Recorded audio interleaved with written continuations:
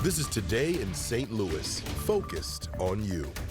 All right, wake up, St. Louis. That's right, we're working out with some Zydeco music. You're taking a live look at the Botanical Gardens Butterfly House in Chesterfield.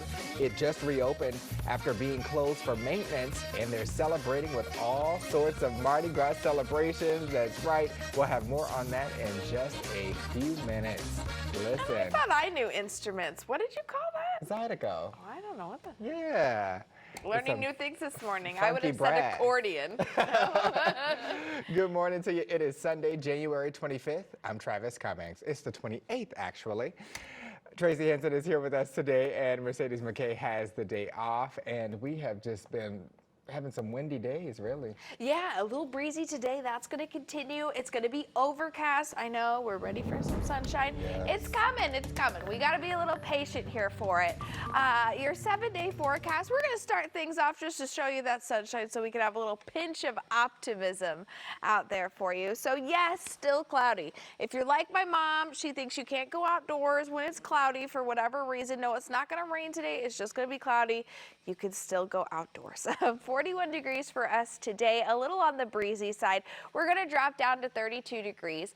By Monday, though, 52, not too bad. We're going to be in the mid to upper 40s for Tuesday and Wednesday, close to 60 degrees. Yeah, there you go. Isn't that going to be great with mostly sunny conditions out there? We're going to drop down into the mid 50s for Friday and low 50s for Saturday. Early morning and overnights are going to be pretty nice, only dropping down into the low to mid 30s. A couple of frosty mornings in there, but for the most part, this is a 7-day forecast that's well above average. Coming up, I'm going to go over the rainfall totals we got last night and what it feels like outside once you factor in the wind.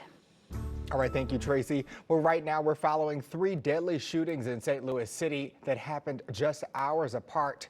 Around 12:30 this morning, a 20-year-old man was dropped off at a hospital after a shooting at Jefferson and Chippewa in South City. He died in the hospital. Then at 5 a.m., police found another man shot to death in his car on the Eads Bridge downtown. And just 20 minutes later, a man was shot 3 times and died in the downtown West neighborhood on Pine near 16th. That's near the Enterprise Center.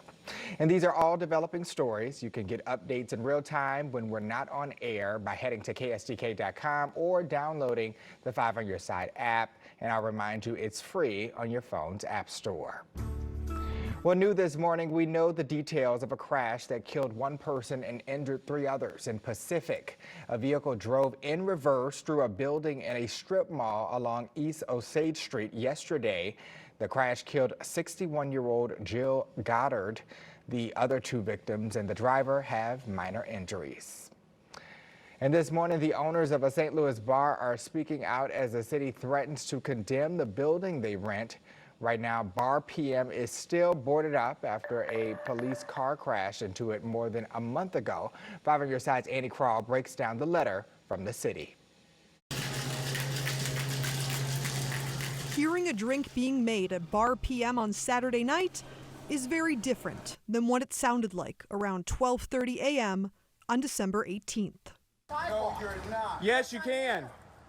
You're not going to cause this. Arrest him. I'm not causing this. The LGBTQ bar co-owner, Chad Morris, being arrested, originally charged with felony assault of an officer and resisting arrest after being asked to show his ID when St. Louis police crashed into his bar. He lives above it with his partner, James Pence. Police said the officer driving was heading too close to a parked car and was distracted by the police radio. He tried to correct himself, but lost control of the vehicle. After a St. Louis police cruiser drove into Bar PM back in December, they're still open for business this weekend. However, that may be in jeopardy after the city sent a letter to the building owners saying it may be condemned. A letter in the mail on the 22nd. It was dated the 19th of December, the very next day, basically indicating that St. Louis is trying to beautify the neighborhood and make it a safe place, et cetera, et cetera. And oh, by the way, you've got 60 days to get this repaired or you could face fines or condemnation. It's a rented bar space, but building owners said they have until February 19th to fix these boarded up windows. The St. Louis building commissioner saying in a statement Saturday, the owners of Bar PM received our very general letter with the broken window and shifted wall violations, and both were cited. In the letter, it explains the citizens' right to appeal. We have no reason to condemn this property. But we're not going to let it go by the wayside. This was done by the police, intentional or not, and I don't believe that it was intentional personally. I do believe that it was just an accident, and accidents happen. Take accountability for the accident that you caused. Reporting in St. Louis, Annie Krall, 5 on your side. And one of the bar's owners was originally charged with assaulting a police officer and resisting arrest, but now he's only charged with resisting arrest, which is a misdemeanor. Well, today, St. Louis nurses are coming together to support the displaced residents of a flooded Midtown apartment. You may remember a few weeks ago, frigid temperatures caused pipes in the Heritage House apartments to burst. The apartment managers arranged temporary stays for tenants in 2 area hotels. The nurses will be at one of those hotels, the Airport Hilton, at 3 this afternoon. They'll offer free blood pressure screenings and other health services for those residents. Other organizations are helping out too. Right now, the Universal African Peoples Organization and the Vivian Whitley Foundation is hosting free breakfast for all Heritage House residents at the Airport Hilton. If you'd like to help out, we have volunteer information in this story under the As Seen on TV section at ksdk.com. Well, coming up, the City Museum is looking to break some records with a new exhibit. Up next, when you can check it out.